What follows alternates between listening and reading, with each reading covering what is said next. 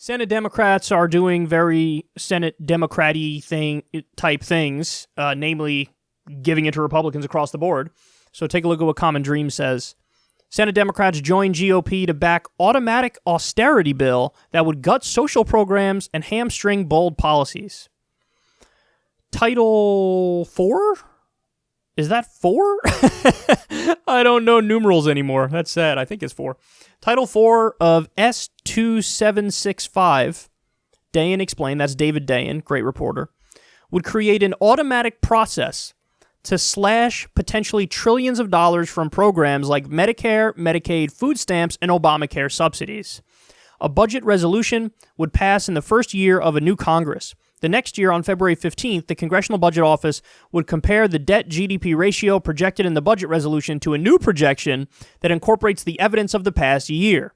If the new projection exceeds the budget resolutions, that would trigger a special automatic reconciliation process to effectively wipe out that gap.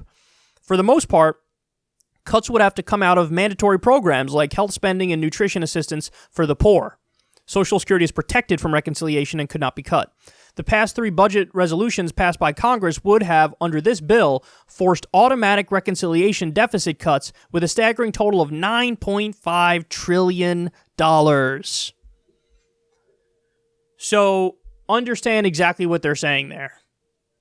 They're saying if a budget is projected to run a certain deficit, or be deficit neutral, let's say, for argument's sake, and then a year later, after that budget has been in place, we come back and crunch the numbers as to how accurate those predictions were.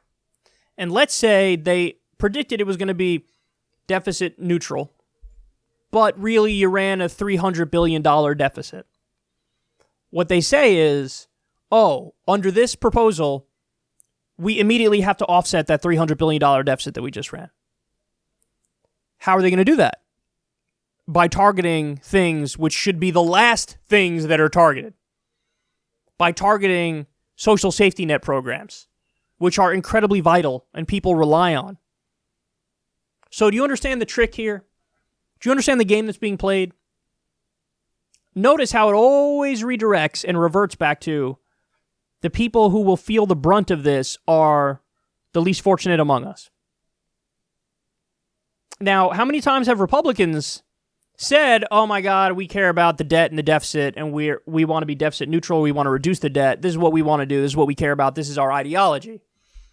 And then they immediately propose a bill that adds trillions to the debt. I mean, that's what happened with their tax bill. That's exactly what happened with the tax bill. Look at the military budget. Increase after increase after increase after increase. $80 billion, $100 billion. Democrats go right along and give Trump whatever he wants and then some. They never say, oh, let's pass a bill that says if there's a bigger deficit than predicted, that has to come out of the military budget. I can get behind that one. Couldn't you? Oh, if there's a bigger deficit than predicted, then we have to get that back through automatic tax hikes on the top 1%. So if their rate is 35% and you run a deficit that's X amount, that rate gets kicked up to whatever it has to be in order to pay off that. So it goes from 35% to 41% because, wow, we needed to fill that shortfall somehow. That's a more reasonable position. But no, they say, oh, if there is a deficit, we're going to come back and immediately do automatic cuts to the social safety net programs. This is what the Democrats agreed to. Guys, it's a stealth way of cutting these programs while they still have plausible deniability to say, that's not what we're doing. Because what will they say? Oh, no, we think that the projections will be exactly what it ends up like. So it'll never run a bigger deficit than what the projection is. That's what we think. That's one thing they could say. They could just act like that's probably not going to happen, and then it's going to happen. So there it is. There are your Democrats. See, this is why I get so frustrated. I know there are a lot of people out there who disagree with my position on impeachment. Okay, that's fine. But just understand there's a reason why they're all in on that. It's because They want to feel like they're resisting without actually resisting substantively. That's impeachment. Guys, I think they all know it's going to die in the Senate.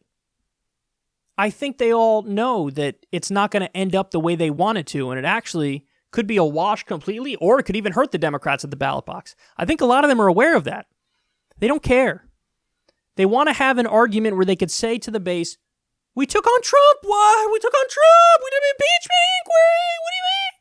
They want to be able to say that while still continuing business as usual. Because if you actually wanted to resist Trump and you actually wanted to fight the Republicans, this is thing number one that you would not go along with them on. Part and parcel of your ideology is supposed to be protecting the social safety net programs and, if anything, expanding it. They immediately gave away on that. Because they are not really resisting. They're complicit.